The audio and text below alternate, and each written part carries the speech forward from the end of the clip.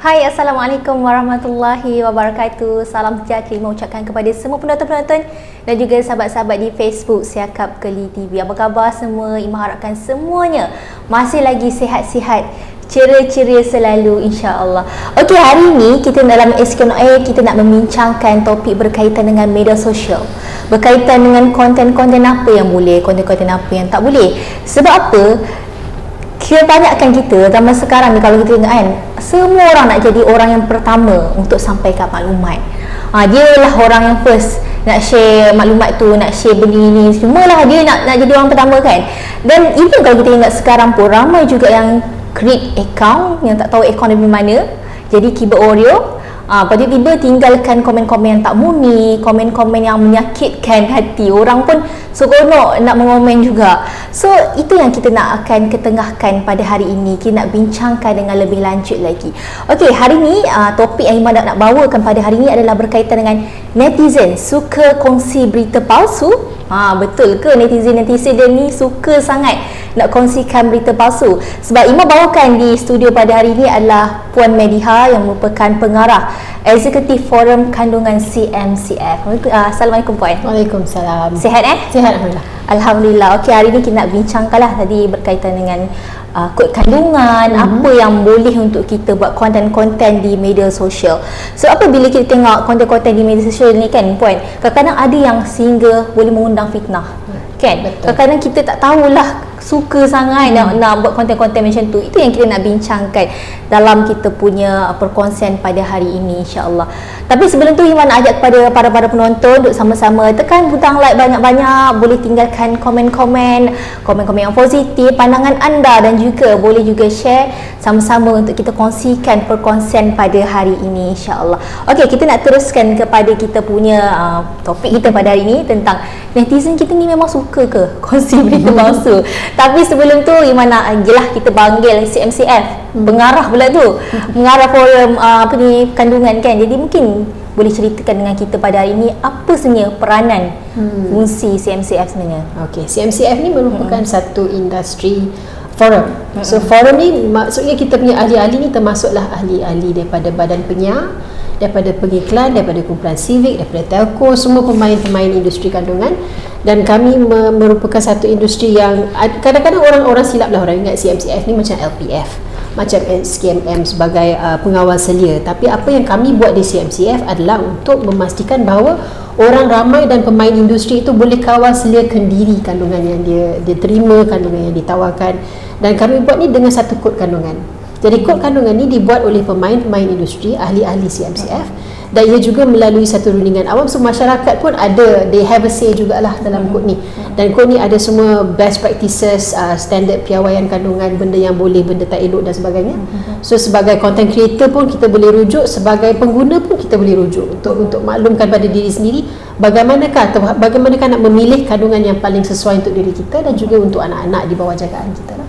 Jadi ni memang fokus kepada media sosial saja atau menyeluruh? Menyeluruh. So yang paling utama is broadcast lah, yang disiarkan di TV, di radio. Tapi media sosial ni termasuk sekali sebab pengguna media sosial lah yang paling penting untuk mereka tahu bagaimana nak kawal seliakan diri kandungan yang dia letak di media sosial dan kandungan yang dia consume juga di media sosial. Kira ini benda menyeluruh lah. Yes. Tapi antara yang kalau kita media sosial ni memang lagi banyak lah masyarakat kita kan. Okey, tadi kita difahamkan CMCF yang memang kawal sedia lah ni berkaitan dengan kod kandungan 2022 tu. Apa sebenarnya kod kandungan 2022 tu? Okey, kod kandungan ni mula-mula dia didaftarkan di MCMC tahun 2004. So memang dah lama dah. Jadi apa kami buat tahun 2022 adalah untuk merombak kod kandungan ni, untuk tengok isu-isu yang baru yang berbangkit dalam industri kandungan, dan kita pastikan bahawa kita boleh letakkan balik standard yang sesuai lah. Contohnya dulu kita tak ada influencer, tak ada pempengaruh. Sekarang kita ada, dan influencer pula memainkan peranan yang sangat penting dalam pengiklanan sekarang. Jadi kod kandungan ni dah letak peruntukan baru untuk influencer rujuk, dan insya-Allah mereka pun follow jugalah, iaitu sebagai pengiklan ada certain things yang dia kena lakukan juga, tanggungjawab dia. Contohnya seorang influencer tu perlu menyatakan atau memaklumkan kepada orang ramai bahawa satu post itu telah dibayar, post yang berbayar. Sebabnya kalau kita tengok iklan di TV kan, kita tengok TV, tengok program, kita tahu tu iklan. Tapi kalau you pergi ke Instagramer, influencer punya post, you scroll, kalau you tak cakap yang this is a paid post, you mungkin confused, you mungkin ingat itu adalah salah satu testimoni dia yang ikhlas. Tapi padahal dia berbayar. So benda ni adalah salah satu benda yang kita masukkan ke dalam kod kandungan sebagai peruntukan. Ada peruntukan lain lah untuk memartabatkan hak kanak-kanak dalam pengiklanan, untuk orang kurang upaya, dan sebagainya lah. Ada a few peruntukan-peruntukan baru yang memberikan standard yang baru untuk kandungan di alaf ini. Kiranya tadi Puan disebut tentang influencer. Kiranya apa influencer bila nak promote satu produk tu mesti mengikuti apa yang telah dikandungkan dalam kod kandungan tersebut. Seboleh-bolehnya. Seboleh-bolehnya lah. Kiranya benda ni berkod kuasa pada tahun lepas, 2022 lah. Kira mungkin lah influencer yang baru nak jadi influencer lah kena tahu kod kandungan 2022 ni, sebab dia bukan sekadar kepada influencer saja, tapi kepada semua pengguna-pengguna media sosial lah terutamanya kan. Jadi kita dah tahu tadi sebersikit lah Puan dah kupaskan. Jadi apa mungkin nak tahulah apa kelebihan kalau kita guna kawal selia kendiri ni kan, self regulation ni kan, berbanding dengan orang kata apa, mungkin ada mekanisme pengawalan yang lain. Kalau dulu kita harapkan kawalan daripada pihak berkuasa. Maknanya kalau zaman dulu kita ada 3 channel je dekat TV. Kita ada radio, that's it. Itu je kita punya hiburan dan kita punya news.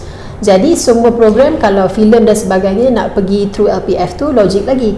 Tapi sekarang dengan lambakan kandungan, stesen TV pun dah beratus dah sekarang. Di social media lagi, di streaming lagi. So kandungan ni berjuta yang masuk ke sini. Takkan kita nak harapkan LPF tengok semua. So tak logik. So jadi industri kandungan di Malaysia ni kita nak promote dan galakkan kawal selia kendiri. Jadi kita sendiri sebagai pengguna, kita boleh decide melalui information tentang let's say klasifikasi filem. Kita tengok benda tu 18 mungkin tak sesuai untuk anak-anak, ataupun kalau kita sendiri jenis macam saya tak boleh tengok cerita-cerita yang terlalu banyak darah dan sebagainya kan. So kita tahu maklumat tu ada dekat filem tu, kita decide lah kita tak nak tengok. Tapi ada juga mungkin yang di luar sana yang suka, yang minat tengok program sebegitu. Kita kasih benda tu ditawarkan untuk mereka, tapi sebagai pengguna yang tidak mahu, kita boleh kawal selia kandungan yang sampai kepada kita. So kebaikan dan faedah dalam kawal selia kendiri ni, ia membantu ekosistem kandungan untuk berkembang maju. Kita boleh tawarkan semua jenis kandungan, tetapi pengguna sendiri diberi kuasa untuk mengawal kandungan mereka. So kita tak harapkan kepada mana-mana pihak lain untuk buatkan benda tu. Kiranya dia kepada diri kita sendiri berbaliknya. Paling mudah lah sebenarnya bila disediakan kawal selia kendiri. Rasa macam susah nak sebut kawal selia kendiri. Okey, tapi kita nak balik kepada tadi saya difahamkan sebenarnya CMCF ada menyediakan biro aduan. Ya, betul. Kepada para pengguna, kepada semua. Macam mana berfungsinya biro aduan tu? So biro aduan ni, the system self regulation kawal selia kendiri, memang pandang sikit ayat dia. So kita ada kod kandungan, semua orang kata kita ikut kod kandungan ni, tapi sekiranya ada pelanggaran kepada kod, sekiranya ada iklan yang palsu ataupun ada kandungan yang memang lebih-lebih lah kan. So kalau kita sebagai pengguna kita tengok, ataupun sebagai industri player pun boleh buat aduan di CMCF. Pergi ke contentforum.my, ada portal aduan di situ. Dan isilah aduan dan apa yang akan berlaku lepas tu. Aduan tu akan sampai ke biro aduan. Biro aduan ni diketuai oleh seorang pengerusi dan juga 6 wakil daripada setiap kategori. So ada seorang wakil penyiar, wakil pengiklan dan sebagainya. So dia akan tengok, dari review konten tu dia akan decide sama ada benda tu ada pelanggaran atau tidak. Kalau ada pelanggaran, dan mungkin boleh dikenakan tindakan. Kalau tak ada pelanggaran, keputusan biro aduan tu boleh digunakan sebagai pembelaan sekiranya orang lain datang untuk ada tindakan undang-undang ke atas kandungan yang sama. Kiranya kalau kita nak buat aduan, kita tengok konten, satu konten dia tak menepati lah kan. So kita kena pergi ke website ke macam mana? Boleh, website dia ada portal aduan kat situ. So kita pergi ke website CMCF lah, contentforum.my.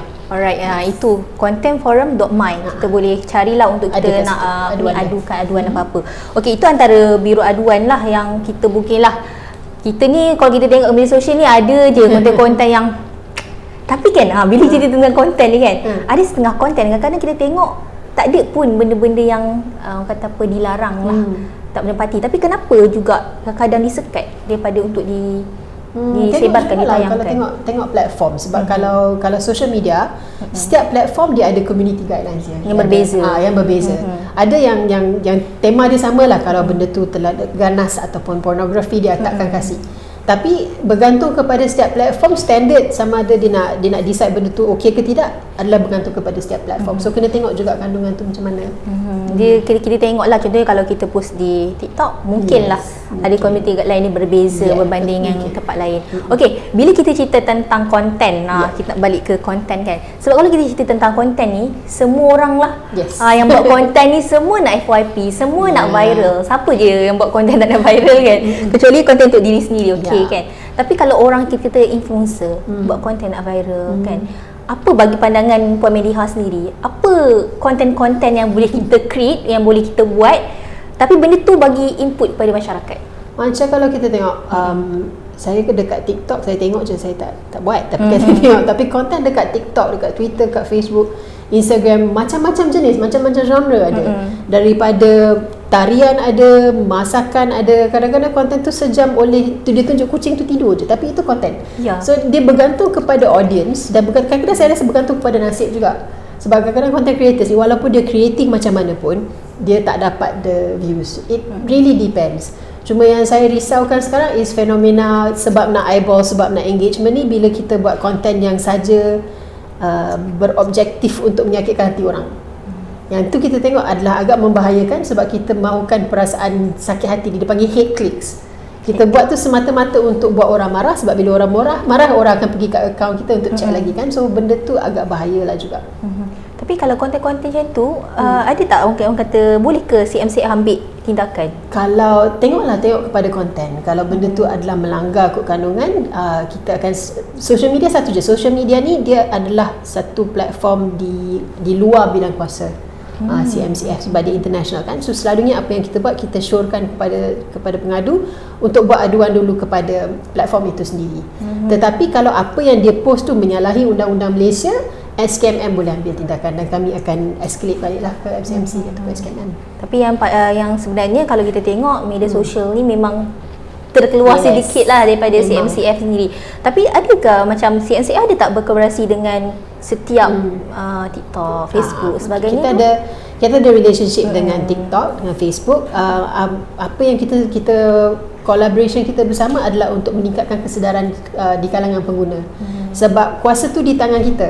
Kalau kita tengok sesuatu konten yang rasanya memang melanggar community guidelines, kita report, InsyaAllah dia orang akan take down. Ataupun kalau benda tu sebenarnya tak salah pun tapi menyakitkan hati kita block ataupun unfollow ataupun mute. Lagi satu, macam contohnya TikTok, ramai orang akan kata, oh TikTok ni selalu tawarkan konten yang tak senonoh, ataupun saya selalu tengok perempuan-perempuan seksi je kat TikTok. Tetapi dia lupa FYP tu sebenarnya berdasarkan kepada algoritma kita sebagai individu. So kadang-kadang agak kantoi di situ boleh kata, maknanya you engage dengan video sebegitu. Sebab tu TikTok akan tawarkan lagi konten macam tu. So kadang-kadang kita kena kasih sedikit awareness kepada orang ramai. Cara kita gunakan social media itu akan efek algoritma dan akan efek konten yang sampai balik kepada kita. Tapi kan adakah, contohlah kita ada friend kita tak pernah tengok konten tu, tapi ada friend-friend kita yang tengok konten tu, adakah akan efek juga? Yang tu saya tak pasti, yang tu kena check balik dengan TikTok. Sebab ada a few kita akan macam, saya selalu kat Twitter lah. Jadi kat Twitter kita tengok kalau orang like, kawan kita follow, yang kita follow tu like, kita pun nampak juga kat timeline. Saya tak pasti pasal TikTok dia ada ke tidak. Tapi selalunya ada settings dia, settings yang kita boleh tak nak tengok lagi daripada certain people kan. So that is salah satu cara untuk kawal selera diri lah. Kita boleh memilih lah, kita kata kita nak tengok konten macam mana. Mungkin kadang kita tengok, kenapa lah konten yang asyik lalu kat kita, tapi tengok juga kan? Kita tengok, lepas tu tak apa, kalau kita tak share pun kita macam copy link dekat WhatsApp apa, dia tahu the algorithm knows. So dia akan assume yang dia suka lah ni, kita kasih lagi konten-konten macam ni. Lepas tu kita pun jadi macam, why TikTok ni penuh dengan ni, padahal tak sebenarnya. Padahal diri kita sendiri yang membenarkan untuk dibuat macam tu kan. Okey, kita dah berbalik pula kepada bila kita kata media sosial ni banyak dengan keyboard warrior. Keyboard warrior ni memang kat mana-mana lagi tengok, ke Facebook pun ada, pergi ke TikTok semua ada. Sentiasa lah kat mana-mana, tak tahulah. Banyak betul masa dia orang. Dia orang akan create. Biasanya kalau kita tengok create account. Account, lepas tu tiba-tiba komen lah. Maksudnya kadang-kadang menyentuh kepada soal peribadi seorang, menyentuh tentang kaum, budaya, agama dan sebagainya. Jadi pada pandangan puan macam mana untuk masalah kalau keyboard warrior ni, saya rasa memang dia bukan setakat banyak masa, dia banyak passion, dia banyak macam perasaan yang membuat-buat untuk benci kepada sesuatu. So apa yang saya selalu syorkan kepada orang ramai lah pengguna media sosial, kita kalau boleh kita jangan engage, terutama sekali kalau kita menjadi target keyboard warrior tersebut, sebab tak ada faedah untuk bergaduh dengan orang pun sebenarnya. So the best thing to do, saya selalu nasihatkan, either you mute ataupun you unfollow ataupun you block. Do it for your own mental health jugalah.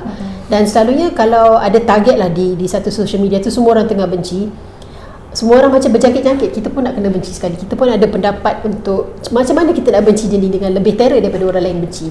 So macam competition of who's better at hating kan. So saya rasa ini adalah salah satu benda yang kita kena work together as a community untuk kurangkan engagement dengan perkara-perkara yang tidak elok, kurangkan penglibatan kita sendiri dalam pergaduhan di internet. Kalau benda tu tidak memberi faedah, tak payahlah pun. Tak ada seronok sangat nak menaik. Betul, setengah orang dia rasa macam seronok sangat, macam orang tak tahu aku. Yes. Itu bahayalah. Kalau yang belakang account anonymous ni lagi bahaya. Tapi kita boleh carikan siapa dia sebenarnya. Boleh. Kalau anonymous account ni dia buat sesuatu yang memang dah melampau, memang polis pun boleh cari, MC boleh minta telco pun cari. Jangan seronok sangat nak keyboard warrior tu kan. Okey, kita dah setengah individu lah, kadang-kadang kita nak cerita pasal berita, artikel. Ada sangat ramai lah. Tak ada, memang setengah orang tu jenis macam okey, baca tajuk saja. Aku dah tahu benda dalam tu. Dah macam tu. Dia terus buat kesimpulan dan sebagainya. Itu macam mana tu kita nak mengekang orang-orang macam tu. Satu berita pun kena mainkan peranan juga. Sebab portal berita kadang-kadang dia nak orang share. So dia panggil clickbait kan. So tajuk tu memang bunyi macam ganas lah, tapi bila baca tu sebenarnya tak ada apa pun. Number one, portal berita pun kena ambil tanggungjawab untuk jangan letakkan title-title yang misleading. Boleh title yang macam kontroversi, tapi kenalah betul, janganlah benda tu penipu. Satu lagi, sebelum kita share tolonglah baca. Dan sebelum kita share tolonglah baca, dan kalau boleh kita kena verify. Sebab kadang-kadang portal berita pun kalau dia nak cepat sangat, kadang-kadang dia pun tak dapat source yang betul sebenarnya. So bila kita dah tershare, kita dah terkongsi, kita dah terkasih pendapat yang penuh dengan perasaan tu, tapi tiba-tiba keluar berita yang membetulkan keadaan, jarang orang share yang betul tu. Betul. Sebab dia dah tershare yang salah tadi, dia dah terinvested dah emosi dia dengan benda yang salah tadi, dia tak share benda yang betul. So kita kena galakkan orang, tak apalah, kalau salah kita pun semua pernah salah, so just share the correct one lah. Sebab benda tu banyak kali berlaku juga, terutama sekali kepada selebriti ataupun politician. Orang share benda yang sebenarnya dia tak cakap, tapi bila dia keluarkan kenyataan yang menyatakan bahawa sebenarnya ini bukan ni fake news ke apa, orang tak share dah yang tu. That doesn't reach the audience lah. Kita kena, bila kita dah pernah share sesuatu yang salah tu, kita kena betulkan. Yes. Kita share juga benda yang betul. Maklumat yang betul, yang maklumat yang lebih tepat lagi dikatakan. Okey, kita nak balik kepada influencer tadi tu. Influencer ni memang kita tahu konten, kalau setiap konten kat media sosial tu, kalau tak ada dia orang, tak adalah konten. Kan? Tapi dalam mereka buat konten juga, kebanyakan mereka juga dah ramai yang promosi produk, promosi perkhidmatan tu kan. So mungkin Puan Mediha ada nak kongsikan dengan kita pada hari ini berkaitan dengan pesanan lah kepada followers, kepada influencer tu sendiri. Sebab satu, bagi CMCF kita tengok influencer ni adalah satu profession.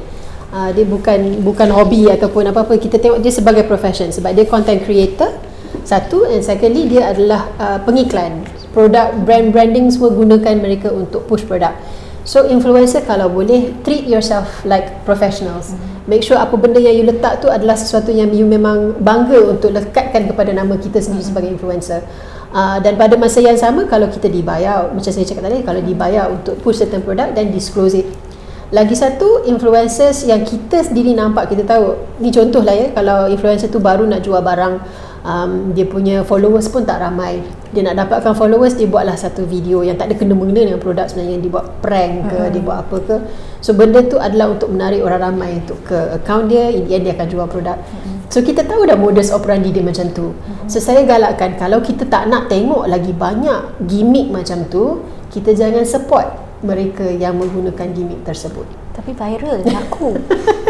Itulah masalahnya, laku sebab benda tu kita yang support. Selalu macam tu. Tapi memang betul lah, macam kita ramai kecam, yes, tapi ramai juga yang support beli. Macam mana profit sekali dalam benda yang kita kecam tu sebenarnya kita tengah galakkan. So it's mindset change lah, kita kena tukar jugalah. Kenapa kita follow orang tu untuk kita kecam dia? Sebab kita follow tu sebenarnya mendapatkan dia lagi banyak keuntungan. So dia buat lagi, kita kecam lagi, dia kaya lagi. Okay, itulah nampak kan taktiknya. Macam seronok, dia macam seronok lah orang-orang yang buat konten-konten macam tu. Dia rasa okay, itulah marketing mereka. Tapi dan kita kita rasa macam kita kecam, tapi produk laku makin tinggi. Macam okay, tak ada apa pun, kita tak dapat apa. Okay, bila kita cerita tentang media sosial, memang tak lari dengan gadget. Bila cerita gadget ni, budak 4 tahun, budak 6 tahun lagi expert dia daripada orang dewasa. Lebih expert daripada ibu ayah dia. Betul. Tapi macam mana kita, kita nak, bila media sosial ni mestilah kita nak ada had dia tertentu, main gadget sebagainya. Mungkin ada sedikit nasihat, pandangan macam mana kita nak bantu ibu bapa nak kawal anak-anak daripada main-main macam ni. Satu benda, sebagai seorang ibu sendirilah, saya rasa yang perlu kita faham adalah kita tak boleh block terus budak-budak ni daripada internet. Itu tak logik. Dia akan dapat juga. Tapi sebagai ibu bapa, kita juga ada tanggungjawab untuk mengawal devices yang dia ada tu satu, dan juga apa yang didapat daripada device tersebut. Maknanya social media platform, setiap social media accounts hanya boleh disyorkan, digalakkan untuk mereka yang 13 tahun ke atas. Tapi kita tengok sekarang budak-budak tadika pun dah ada TikTok account. Tapi budak-budak tak boleh beli phone sendiri, dia tak boleh subscribe ke telco sendiri. Ni semua ibu bapa boleh kawal. Dan pada masa yang sama, ibu bapa kena ambil peranan untuk either check the device ataupun gunakan software. Ada yang free juga kat situ yang membantu kita sebagai ibu bapa untuk mengawal. So certain sites kita block, certain timing pun kita tak kasih dia akses internet. Benda tu perlu, terutama sekali bila kita cakap pasal social media ataupun community sites ataupun macam Discord dan sebagainya. Sebab budak-budak ni, bila dia internet ni, dia akan expose kepada bermacam jenis orang daripada seluruh dunia. So we have to be very careful, sebab memang banyak kes berlaku bila ibu bapa memberikan terlalu banyak kepercayaan kepada budak-budak. Indian benda yang tak diingini berlaku. Sebab setiap device ada recording function, ada kamera, ada video. So bila dia terconnect dengan orang yang ada niat tak baik, benda tu akan menjadi satu tragedi jugalah kalau tidak dilihat oleh ibu bapa. Lagi satu, saya syorkan juga ibu bapa, tolonglah have conversations. Kena ada dialog dengan kanak-kanak, sebab budak-budak ni sekarang expose ke benda yang masa kita umur tu kita tak expose. Right, topik-topik perbincangan pasal strangers, pasal jangan ambil gambar yang tak senonoh contohnya, ataupun jangan kongsi alamat dan information. Semua tu kita kena share dengan budak-budak, dan kita kena share juga kenapa. Tak cukup kita cakap jangan buat, sebab budak-budak kena tahu kenapa, apakah akibatnya. And this is the conversation yang ibu bapa kena ada dengan kanak-kanak. Sebab kalau tidak, dia akan ada conversation tu dengan orang lain, dan kita tak boleh kawal apa yang dia tahu. Kiranya bila kita cakap tak boleh, kita kena bagi tahu sebab kenapa tak boleh. Budak-budak zaman sekarang tak boleh dah. Tak boleh kata no and that's it. You kena kasih reason. So ibu bapa perlu boleh ambil kata apa, pesanan lah daripada kita punya pemiliha kita. Tapi kan setengah ibu bapa mungkin dia bagi gadget, bagi tu sebabkan dia risau anak dia tantrum. Yang tu macam mana tu? Banyak sebenarnya cara macam apa untuk kontrol tantrum tu tanpa memberi gadget lah. Tapi kalau kasih gadget, banyak benda dalam gadget tu yang dia boleh guna tanpa membahayakan dia sebenarnya. Banyak games, banyak content, banyak interaktif content yang boleh, just parents kena ambil inisiatif sendiri untuk check balik menukar lah. Sebab kalau kita kasih dan budak-budak tengok YouTube je, rugilah. Sebab banyak benda lain dia boleh belajar. Sebab I pernah jumpa budak-budak umur 3 tahun dah pandai main chess, sebab dia main online chess. So parents dia kasih device tu, tapi tak boleh pergi YouTube, tak boleh pergi Google, tapi kasih benda tu je. So ada cara untuk kontrol tantrum tu, tapi dengan cara yang lebih konstruktif lebih efektif lah kepada anak-anak tu sendiri kan.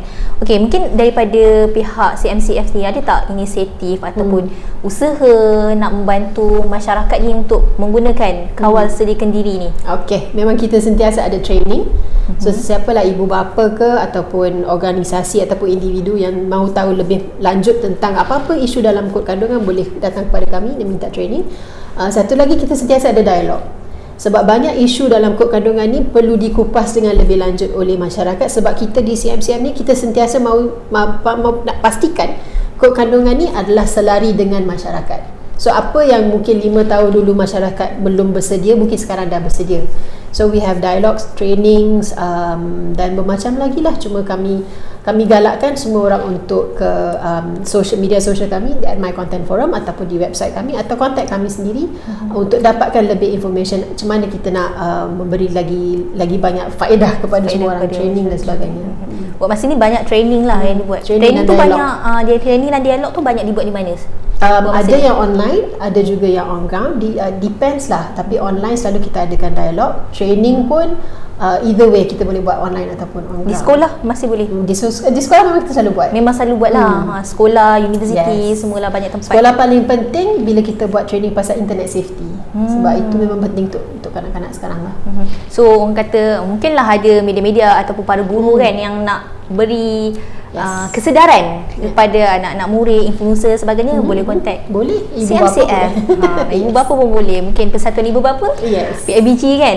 Okey, kita nak tahu juga tindakan mungkin pada penonton kita, pengguna media sosial kan. Nak tahu apa tindakan yang dia perlu buat untuk kawal seliakan diri tu.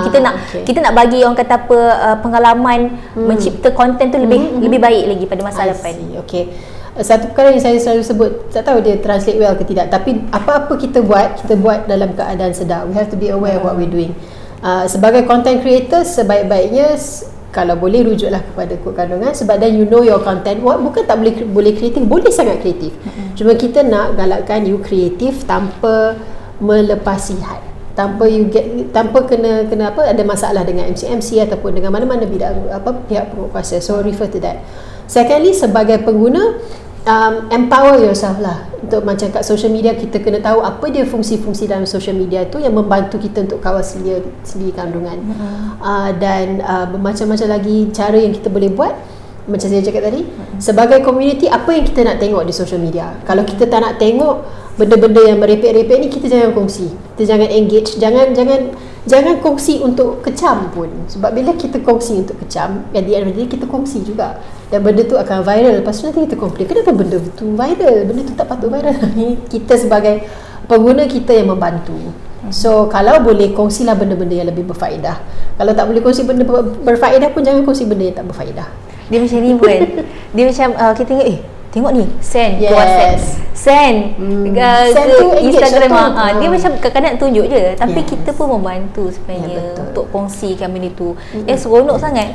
Seronok. Dia memang kita ni seronok tengok benda yang viral. Topik perbincangan kan. Yes. Sekarang jadi topik, kau tengok ni Jadi gosip kan, seronok bergosip dah sebenarnya. Dia mungkinlah kita di akhir kita menceritakan tentang netizen suka kongsi berita palsu ke Puan? Pada pandangan Puan? Tak tahulah, berita palsu ni depends juga. Sebab kalau berita palsu tu macam controversial ataupun tajuk tu pun dah macam wow, yang tu dia kongsi. Which is fine kalau benda tu betul. Cuma the extra step yang netizen boleh buat adalah untuk ambil 3 saat sahaja untuk check betul ke tak. Contohnya lah, kalau dia ada orang hantar screen cap tweet kononnya daripada selebriti ataupun pada politician, dan screen cap tu memang sangat-sangatlah tak senonoh contohnya. Sebelum kita share benda tu, check lah dulu. Pergi ke timeline user tu, check dulu. Ataupun kalau ada berita, orang screen cap gambar kononnya berita daripada Awani, minyak akan naik esok ke benda kan. So kita pun share tanpa kita check, padahal boleh Google je, Google News betul ke tidak. So benda tu jangan terburu-buru untuk kongsi, sebab bukan dapat hadiah pun siapa yang kongsi dulu kan. But it's best for you to check and verify first. Kita sebagai user mungkin kita gunakan sebagai benda tu sebagai satu branding pada diri kita sebagai user. Okay, dia ni tak akan share benda tak betul. So have that as your own personal brand lah. Orang kata apa, hashtag tak pasti jangan kongsi. Ya betul kan. Check sebenarnya .my. Ya. Itu antara yang bawah MCMC lah. Kiranya kita nak kongsikan apa-apa tu, kita kena check dulu. Jangan suka-suka, seronok lah tengok dia macam ni, kongsi. Masalah netizen kita lah. Betul. Tiba-tiba cakap pasal diri sendiri ke? Dia macam tu kan. Tapi sebenarnya semualah kita punya masyarakat ni. Sebab apa, kita nak membina masyarakat yang lebih baik. Sebab kita hidup dalam zaman media sosial. Semua kita nak melihat dalam media sosial tu semua benda yang baik. So kita kongsikan benda-benda yang baik-baik. Dan kalau kita nampak benda yang tak baik tu, jangan kongsi. Sebab kita menggalakkan orang lain untuk tengok lagi konten-konten dia macam tu. Jadi terima kasih banyak kepada Puan Mediha kita pada hari ini sebab sudi untuk berkongsi tentang konten, kod produk, kod kandungan, kod kandungan di 2022. InsyaAllah untuk maklumat lanjut lagi kita boleh pergi ke mana? Contentforum.my. Contentforum.my, boleh google lah. Boleh Google. Dan di socials kita semua @mycontentforum. Okay, itu saja untuk kita punya kali ini dalam SK On Air. Kita jumpa lagi lain waktu, lain kali. Bye. Assalamualaikum.